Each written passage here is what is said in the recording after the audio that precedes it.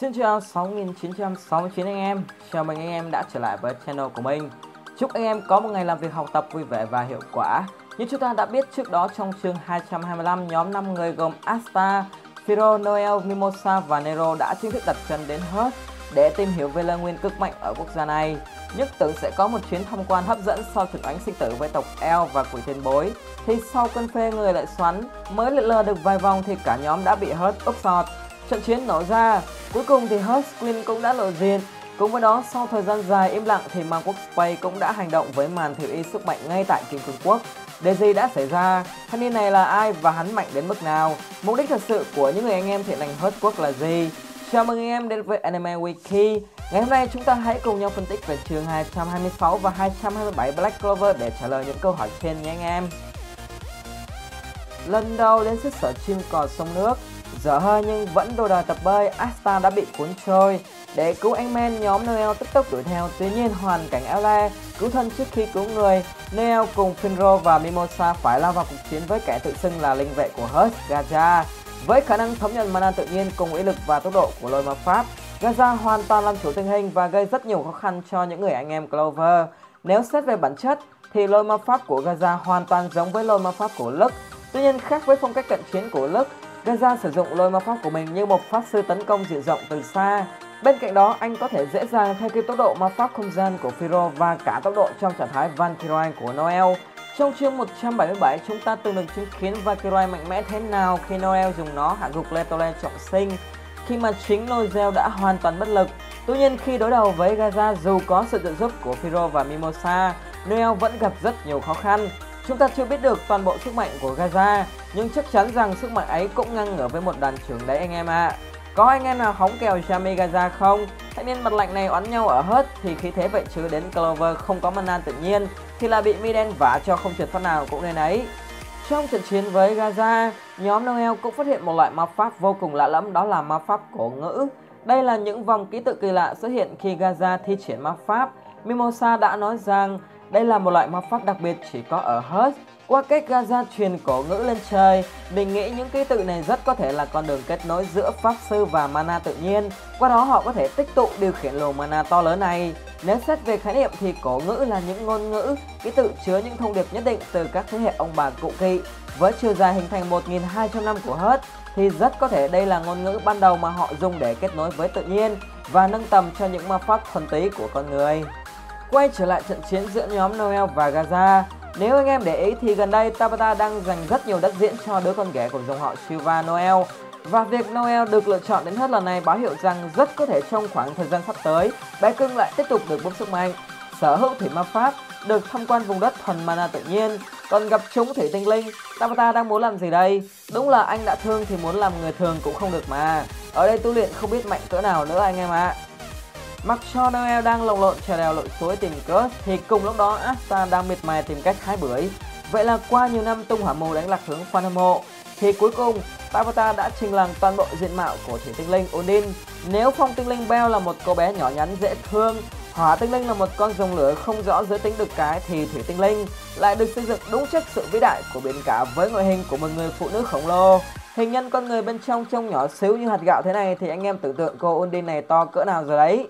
Odin cũng là minh chứng rõ ràng nhất cho việc dậy thì thành công của tinh linh với mái tóc dài đậm chất nữ tính, khuôn mặt rất xinh đẹp, đôi tai như mang cá và cặp bưởi 5 roi siêu to khổng lồ siêu to. Cặp này mà đè lên Asta thì đánh đấm gì tầm này nữa, anh men nhà ta lại ngộp thở chết luôn ấy. Nếu nhìn sơ qua ngoại hình to lớn của Odin thì không cần nhiều lời, chắc chắn Hearth Queen phải rất mạnh. Trong trận đánh Zalo với Asta, Odin đã thể hiện rằng cô biết ít nhiều về triệt ma pháp và con quỷ bên trong Asta. Thế mẹ nào Un 5 roi lại biết về điều đó?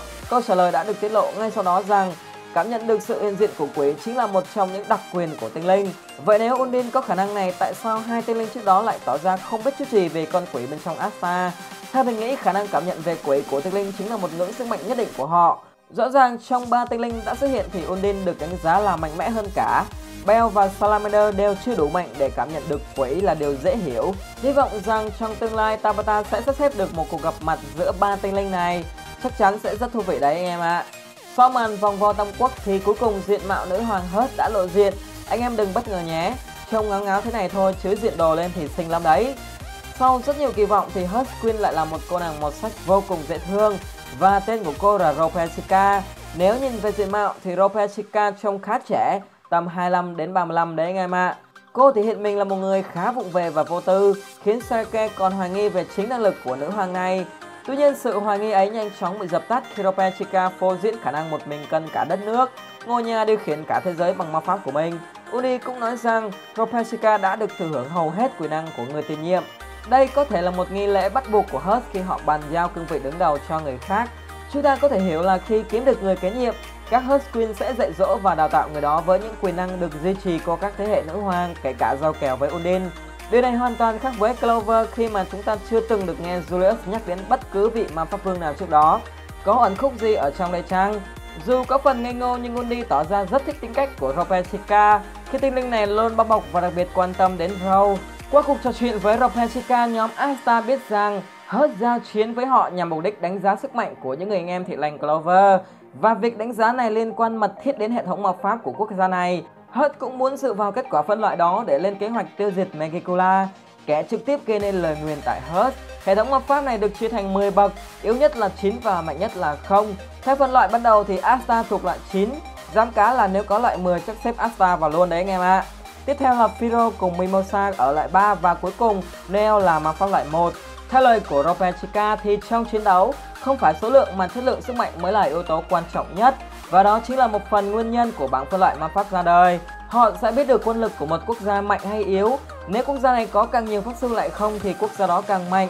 Và Râu cũng nói rằng nếu muốn chiến đấu với quỷ thì đẳng cấp pháp sư đó ít nhất phải từ loại 1 trở lên. Theo nhận định cá nhân của mình thì cách phân loại và suy nghĩ của Hurt có phần khá máy móc và dập khuôn. Rõ ràng, trong trận chiến bên cạnh sức mạnh cá nhân thì sự đoàn kết cùng với tinh thần chiến đấu đóng vai trò rất quan trọng. Chúng ta đã thấy chính thanh niên được phân loại hạng 9 đã khẳng định rõ ràng về điều đó. Bên cạnh bảng phân loại ma pháp, Hurt Queen còn tiết lộ một điều vô cùng quan trọng rằng chính cô chứ không phải ai khác là nạn nhân của Megicula bằng một lời nguyền chết chóc ngay tại bụng cô nàng này. Dù chúng ta chưa được biết chính xác thời điểm Rose bị nguyền rủa và tại sao cô cùng Undi lại biết chính xác thủ phạm lời nguyền đó là Megicula, nhưng có một lưu ý mà mình đặc biệt nhấn mạnh, đó là trong chương 223, Dorothy đã nói rằng tuyệt đối không được nhắc đến tên của Megicula trong thế giới thực tại. Thế nhưng dù vô tình hay hữu ý mà trong chương 227, chính Undi đã dõng dạc nói ra cái tên đó và hoàn toàn bình thường.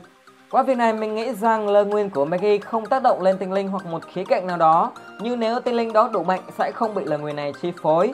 Dù sao trận chiến giữa tinh linh với quỷ vẫn luôn đáng chờ đợi mà, phải không anh em? Qua cuộc nói chuyện với Rose, chúng ta đã phần nào hình dung được kế hoạch tiếp theo của Hurt. Theo đó họ muốn thành lập một liên minh với Clover để tiêu diệt Megicula. Nếu đã đủ tự tin để làm điều đó thì Undi phải biết được vị trí chính xác của Megicula, và cô đã khẳng định điều này khi nhắc đến vùng đất đó. Black Clover chỉ xoay quanh 4 vương quốc chính. Nếu Megicula không có ở Clover và Hurt thì chắc chắn nhất định hắn đang ở Diamond, và đặc biệt là Space.